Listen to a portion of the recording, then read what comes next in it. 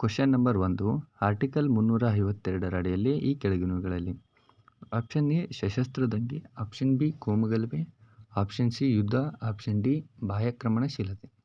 Answer ಬಂದಿದ್ದಕ್ಕೆ ಕೋಮುಗಲಭೆ ಆಗಿರುತ್ತೆ. ಸಂವಿಧಾನದ 352ನೇ ವಿಧಿ ಏನು ಹೇಳುತ್ತಂದರೆ ರಾಷ್ಟ್ರೀಯ ತುರ್ತು ಪರಿಸ್ಥಿತಿ ಘೋಷಣೆ ಬಗ್ಗೆ ಹೇಳ್ತದೆ.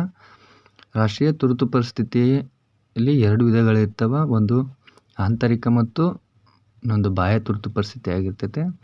ಆಂತರಿಕ ತುರ್ತು ಪರಿಸ್ಥಿತಿ ಅಂದರೆ ಸಶಸ್ತ್ರ ದಂಗೆ ಉಂಟಾದಾಗ ರಾಷ್ಟ್ರದ ಮೇಲೆ ಇರುವಂಥ ತುರ್ತು ಪರಿಸ್ಥಿತಿ, ಇದು ಒಂದು ಆಂತರಿಕ ತುರ್ತು ಪರಿಸ್ಥಿತಿ ಆಗೈತಿ. ಹಾಗೂ ಬಾಹ್ಯ ತುರ್ತು ಪರಿಸ್ಥಿತಿ ಅಂದರೆ ದೇಶದ ಮೇಲೆ ಜರುಗಿದಾಗ ಅಥವಾ ಬಾಹ್ಯಾಕ್ರಮಣವಾದಾಗ ಘೋಷಿಸುವ ಒಂದು ತುರ್ತು ಪರಿಸ್ಥಿತಿ. ಈ ಕೋಮುಗಲಭೆ ಸಂದರ್ಭದಲ್ಲಿ 352ನೇ ವಿಧಿಯನ್ನು ಜಾರಿಗೆ ಮಾಡೋಂಗಿಲ್ಲ. ಯಾಕಂದರೆ ಇದು ಕೋಮುಗಲಭೆ ಆದಂಥ ಸಂದರ್ಭದಲ್ಲಿ 352 ವಿಧಿ ಜಾರಿಗೆ ಮಾಡುವಂಥ ಅವಶ್ಯಕತೆ ಏನಿರಂಗಿಲ್ಲ. ಕ್ವಶನ್ ನಂಬರ್ 2 ಭಾರತೀಯ ಸಂವಿಧಾನ ಯಾವ ಪರಿಚ್ಛೇದದಲ್ಲಿ ಅಸ್ಪೃಶ್ಯತೆ ನಿರ್ಮೂಲನೆಯಾಗಿದೆ? ಆಪ್ಷನ್ ಎ ಬಂದು article 14, option B article 15, option C article 16, option D article 17. ಇದಕ್ಕೆ ಆನ್ಸರ್ ಬಂದು ಆರ್ಟಿಕಲ್ 17 ಆಗಿರುತ್ತೆ. ಇದು ಭಾರತ ಸಂವಿಧಾನ 17ನೇ ವಿಧಿಯಲ್ಲಿ ಅಸ್ಪೃಶ್ಯತೆ ಆಚರಣೆಯನ್ನು ವಿರೋಧಿಸುತ್ತದೆ. ಅಸ್ಪೃಶ್ಯತೆ ನಿವಾರಣೆಗಾಗಿ ಭಾರತ ಸಂಸತ್ತಿನಲ್ಲಿ 1955ರಲ್ಲಿ ಅಸ್ಪೃಶ್ಯತೆ ನಿವಾರಣೆ ಕಾಯ್ದೆಯನ್ನು ಜಾರಿಗೆ ತರ್ತಾರೆ. ಈ ಕಾಯ್ದೆ 1976ರಲ್ಲಿ ತಿದ್ದುಪಡಿ ಮಾಡಿ 1995ರಲ್ಲಿ ನಾಗರಿಕ ಹಕ್ಕುಗಳ ರಕ್ಷಣಾ ಕಾಯ್ದೆಯನ್ನು ಮರುನಾಮಕರಣ ಮಾಡ್ತಾರೆ. ಇದು ಆರ್ಟಿಕಲ್ 17 ಒಳಗೊಂಡಿರ್ತದೆ. ಕ್ವಶನ್ ನಂಬರ್ 3 ಭಾರತೀಯ ಸಂವಿಧಾನದಲ್ಲಿ ಏಕಕಾಲೀನ ಪಟ್ಟಿ ಡ್ಯಾಶ್ನಿಂದ ಎರವಲು ಪಡೆಯಲಾಗಿದೆ ಅಂತ question. Option A UK, option B US, option C Ireland, option D Australia. Answer ಬಂದಿದ್ದಕ್ಕೆ ಆಸ್ಟ್ರೇಲಿಯಾ ಆಗಿರುತ್ತೆ. ಏಕಕಾಲೀನ ಪಟ್ಟಿ ಅಂದರೆ ಸಮವರ್ತಿ ಪಟ್ಟಿ. ಈ ಸಂಸತ್ತಿನ ಜಂಟಿ ಅಧಿವೇಶನ ಮತ್ತು ಮುಕ್ತ ವ್ಯಾಪಾರ, ವಾಣಿಜ್ಯ ಮತ್ತು ಅಂತರ್ ಸಂಬಂಧ ವಿಷಯಗಳನ್ನು ಆಸ್ಟ್ರೇಲಿಯಾದಿಂದ ಎರವಲು ಪಡ್ಕೊಂಡೈತಿ. ಹಾಗೂ ಬ್ರಿಟನ್ ದೇಶದಿಂದ ಏನೇನು ಎರವಲು ಪಡ್ಕೊಂಡೈತೆ ಅಂದ್ರೆ ಸಂಸದೀಯ ಪದ್ಧತಿ, ಕಾನೂನು ಪದ್ಧತಿ, ಶಾಸಕಾಂಗೀಯ ಪದ್ಧತಿ, ಏಕಪೌರತ್ವ ವಿಧಾನ, ಕ್ಯಾಬಿನೆಟ್ ಪದ್ಧತಿ, ರೀಟ್ಗಳು, ಸಂಸದೀಯ ಸವಲತ್ತುಗಳು ಮತ್ತು ದ್ವಿಸದನ ಪದ್ಧತಿಯನ್ನು ನಾವು ಬ್ರಿಟನ್ ದೇಶದಿಂದ ನಾವು ಎರವಲು ಪಡ್ಕೊಂಡಿವಿ. ಅದೇ ಥರ ಅಮೇರಿಕಾದಿಂದ ಏನು ಎರವಲು ಪಡ್ಕೊಂಡಿವಿ ಅಂದ್ರೆ ಮೂಲಭೂತ ಹಕ್ಕುಗಳು, ರಾಷ್ಟ್ರಪತಿ ಮಹಾಭಿಯೋಗ, ಸುಪ್ರೀಂ ಕೋರ್ಟ್ ಹಾಗೂ ಹೈಕೋರ್ಟ್ ನ್ಯಾಯಾಧೀಶರ ಪದಚ್ಯುತಿ, ಪ್ರಸ್ತಾವನೆಯ ಪರಿಕಲ್ಪನೆ, ಉಪರಾಷ್ಟ್ರಪತಿಗಳ ಹುದ್ದೆಯನ್ನು ಕೂಡ ನಾವು ಅಮೇರಿಕಾದಿಂದ ಎರವಲು ಪಡ್ಕೊಂಡಿರ್ತೀವಿ. ಇದು ಭಾಳ ಇಂಪಾರ್ಟೆಂಟ್ ಕ್ವಶನ್ನ. ಭಾರತ ರಾಷ್ಟ್ರಪತಿಯವರ ರಾಜ್ಯಸಭೆಗೆ ಎಷ್ಟು ಸದಸ್ಯರ ಹೆಸರನ್ನು ಸೂಚಿಸ್ತಾರಂದ್ರೆ option A 10, option B 12, option C 16, option D 20. ಇದಕ್ಕೆ ಆನ್ಸರ್ ಬಂದು ಆಪ್ಷನ್ ಬಿ 12.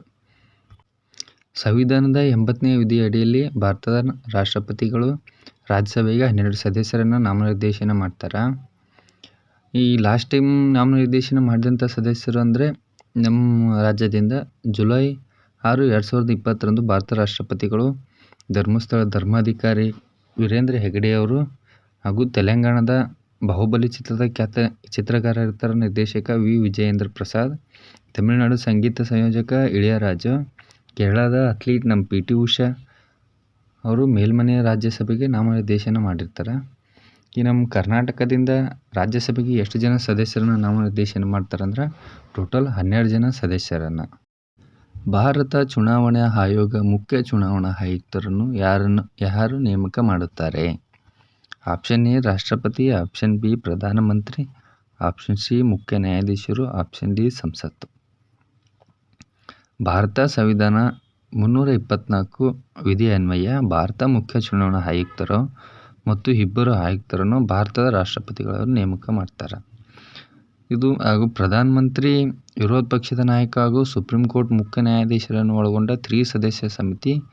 ಈ ಕೊಲಿಜಿಯಂ ಶಿಫಾರಸಿನನ್ವಯ ಇವರು ರಾಷ್ಟ್ರಪತಿಗಳಿಂದ ಪ್ರಮಾಣ ವಚನ ಸ್ವೀಕರಿಸ್ತಾರೆ. ಯಾರಂದ್ರೆ ಪ್ರಧಾನಮಂತ್ರಿಗಳು ಮತ್ತು ವಿರೋಧ ಪಕ್ಷದ ನಾಯಕರು ಮತ್ತು ಸುಪ್ರೀಂ ಕೋರ್ಟ್ನ ನ್ಯಾಯಾಧೀಶರು ಕೂಡ ನಮ್ಮ ರಾಷ್ಟ್ರಪತಿಯವರು ಇವರು ಪ್ರಮಾಣ ವಚನ ಬೋಧನೆ ಮಾಡ್ತಾರೆ. ನೆಕ್ಸ್ಟ್ ಕ್ವಶನ್, ಇದು ಮೋಸ್ಟ್ ಇಂಪಾರ್ಟೆಂಟ್ ಕ್ವಶನ್ ಆಗಿರ್ತದ. ಡ್ಯಾಶ್ ರವರಿಗೆ ಭಾರತ ಸರ್ವೋಚ್ಚ ನ್ಯಾಯಾಲಯದಲ್ಲಿ ನ್ಯಾಯಾಧೀಶರ ಸಂಖ್ಯೆಯನ್ನು ಹೆಚ್ಚಿಸುವ ಅಧಿಕಾರ ನೀಡೈತಿ?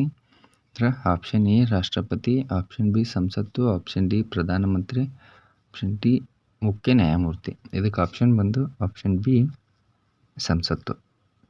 ಇದು ಸಂವಿಧಾನ 124ನೇ ವಿಧಿಯನ್ವಯ ಭಾರತ ಸಂಸತ್ತು ಕಾಲಕಾಲಕ್ಕೆ ಸರ್ವೋಚ್ಚ ನ್ಯಾಯಾಲಯದ ನ್ಯಾಯಾಧೀಶರ ಸಂಖ್ಯೆ ಹೆಚ್ಚಿಸುವ ಅವಕಾಶವನ್ನು ಸಂಸತ್ತಿಗೆ ಕಲ್ಪಿಸಲಾಗಿದೆ. ಈ ಪ್ರಸ್ತುತ ಅಂದರೆ ಒಬ್ಬರು ಮುಖ್ಯ ನ್ಯಾಯಾಧೀಶರು ಮತ್ತು 33 ಜನ ನ್ಯಾಯಾಧೀಶರು ಸೇರಿ ಒಟ್ಟು 34 ಮಂದಿ ನ್ಯಾಯಾಧೀಶರು ಕಾರ್ಯವನ್ನು ನಿರ್ವಹಿಸ್ತಾರೆ. ಇದು ಸಂಸತ್ತಿಗೆ ಸುಪ್ರೀಂ ಕೋರ್ಟ್ ನ್ಯಾಯಾಧೀಶರ ಸಂಖ್ಯೆ ಹೆಚ್ಚಿಸುವ ಅಧಿಕಾರವನ್ನು ಹೊಂದೈತಿ.